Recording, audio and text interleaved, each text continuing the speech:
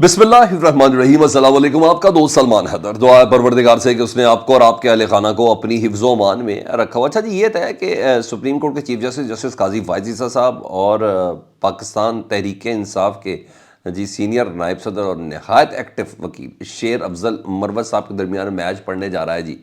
और वो दरख्वास्त जिसका मुझे पिछले कई रोज़ से इंतज़ार था, वो दरख्वास्त बहरहाल सुप्रीम कोर्ट में प्लेस कर दी गई है। उसकी डिटेल्स बतानी है। एक अदद नए जज तैनात किए गए हैं आउट ऑफ टर्न, और किए भी काजी फ़ायज़ ईसा साहब की तरफ से हैं। उससे मुतल्लिक कुछ खबरें चल रही हैं जी, वो भी मैंने आपको कुछ डिटेल्स बतानी है।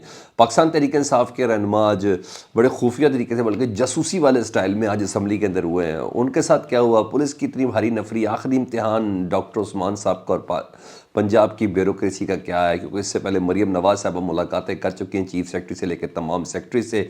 तमाम चीज़ें पिन पॉइंट टारगेट सब दे दिए गए जी। ट्रांसफ़रें यकीनी है, अगर ये नहीं तो ये हो तो ठीक है जी। इंटरेस्टिंग चीज़ें आपके सामने रखने जा रहा हूँ।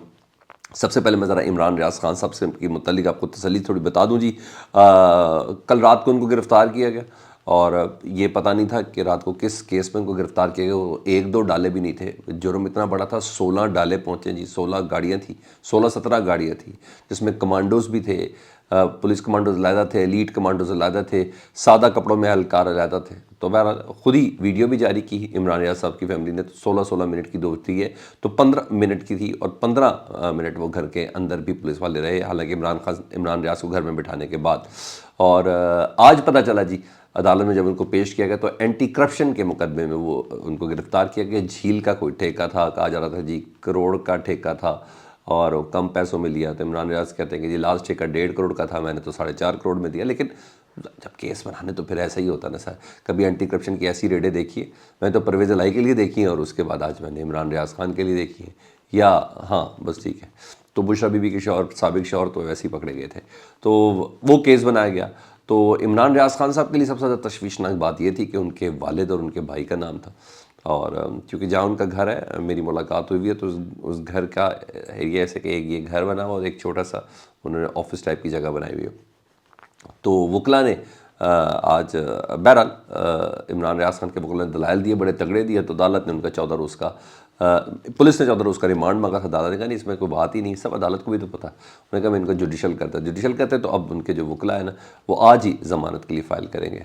तो देखें, इमरान रियाज को बाहर निकालते हैं, क्योंकि FIA के एहलकार भी मौजूद है ना कल की डेट में। तो मेरे पास ये खबर भी है कि शायद अगली गिरफ्तारी उनकी FIA के अंदर डाल दी जाए। खैर, इमरान रियाज खान इन मामलों में बहुत पुख्ता ज़हन के हैं, और उनकी नर्व्स बहुत मजबूत हैं। तो फिर उसी तरह पाकिस्तान फिर आया जाए, ये फिर आ जाए, क्योंकि इमरान रियाज खान ने खुद भी समात में कहा ना, और उन्होंने कहा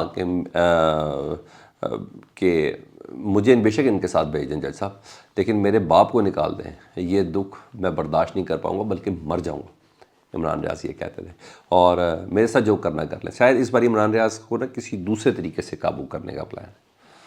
पहले तो डायरेक्ट उनके ऊपर था ना, क्योंकि वो इससे पहले कह भी चुके थे। मेरे से मुलाकात में भी इमरान रियाज खान ने ये कही थी कि मेरा तो भागना हो ही नहीं सकता, मैं तो इतना फैमिली ओरिएंटेड आदमी हूँ, मेरे बाप को छेड़ लेंगे, गरीबान से पकड़ लेंगे तो मैं तो फ़ौरन सामने आ जाऊँगा।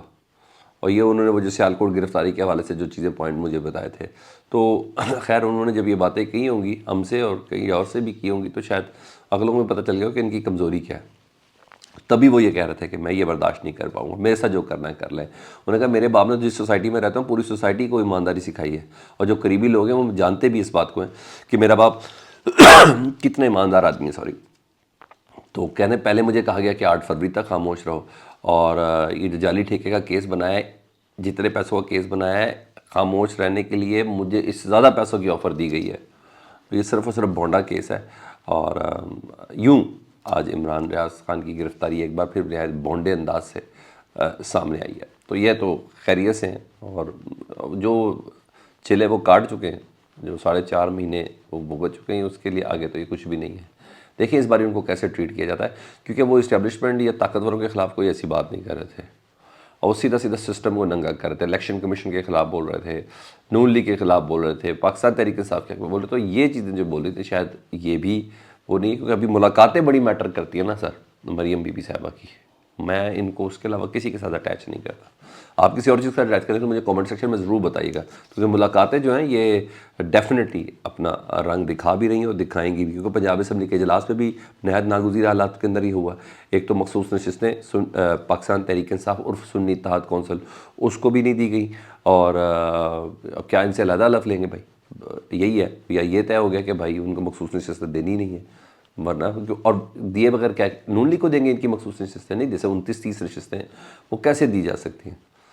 اور جب کورم ہی پورا نہیں ہوگا, کورم سے بڑا چھوڑے پر الیکٹورل کالج ہی پورا نہیں ہوگا پنجاب کا, تو پھر کس طرح چلے گا یہ معاملہ؟ تو بہرحال ایک جنگ کا سا سما تھا جی. آج صبح سے میں جب دیکھ رہا تھا, اور اتنی پی ٹی آئی کے نمائندے موجود نہیں تھے, عوام موجود نہیں, اتنے سیکیورٹی کے اہلکار اس وقت موجود ہیں, جگہ جگہ کارڈن آف کیا ہوا ہے, اور ایک جنگ کا سا سما ہے. صرف پاکستان تحریک انصاف کے جو ایم پی ایز ہیں جو بھی الیکٹ ہوئے ان کو حلف لینے سے روک رہا ہے, اور ان میں سے جو 9 مئی کے کیس پہ نام ہو گیا ڈال دیا جائے گا اس کو گرفتار کر لیجیے گا. خاص طور پہ کہا جا رہا ہے میاں اسلم اقبال صاحب, جو عمران خان صاحب کی طرف سے نامزد وزیر اعلیٰ کے کینڈیڈیٹ ہیں, اور اگر مریم بی بی بن گئی, جو انہوں نے یقیناً بن جانا ہے, تو وہ اپوزیشن لیڈر ہوں گے, تو انہوں نے تو بہت کچھ کرنا ہے, تو اس پہ ان کے لیے فیلڈنگ لگائی گئی ہے. اور میاں اسلم اقبال صاحب نے پہنچنے کا اعلان بھی کر دیا ہے, جو پہنچنے ادھر پشاور ہائی کورٹ میں چیلنج بھی ہو گیا ان کی گرفتاری کے لیے, اور حالانکہ انہوں نے ضمانت لی ہوئی تھی, تو اس کے باوجود چھاپے تھے, تو پی ٹی آئی کے وکیل ادھر پہنچے ہیں, تو انہوں نے آئی جی کے پی کے کو کہا کہ آئی جی لاہور کو پنجاب کو بتا دیں کہ میاں اسلم اقبال کو آپ گرفتار نہیں کر سکتے, اور آئی جی کو کہا ہے کے پی کے کو آپ اقدام کریں اس سلسلے میں.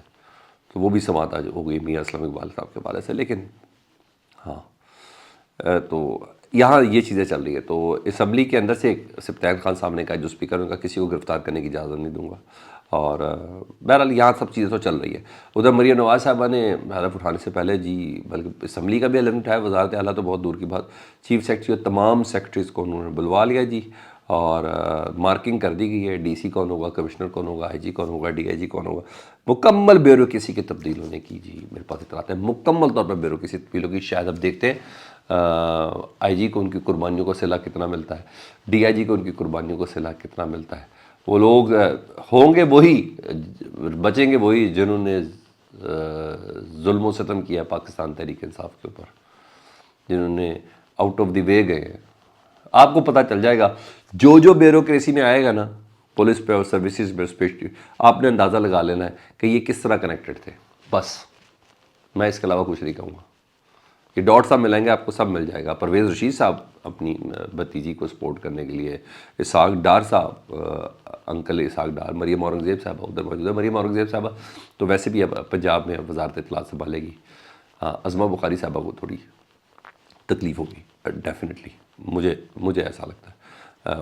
حق پہ ڈاکہ ان کے, جتنی خدمت انہوں نے کر ڈالی ہے نا نون لیگ کی, یہ بری بات ہے. بہرحال ٹیمیں تو اپنی ہوتی ہیں, وہ پتہ چل جاتا ہے کون کس پہ کتنا اعتبار کرتا ہے. یہ سب چیزیں چل رہی ہیں. ادھر چیف جسٹس قاضی فائز صاحب سے متعلق میں نے آپ کو بتانا تھا کہ ان سے متعلق کہ شیر افضل مروت صاحب نے نا عام انتخابات کے نتائج کے خلاف نا سپریم کورٹ میں درخواست دے دی ہے عام. اور مجھے حیران تھا کہ ابھی تک یہ درخواست گئی نہیں تھی نا, تو کافی دیر تھی, تو انہوں نے درخواست دائر کر دی ہے.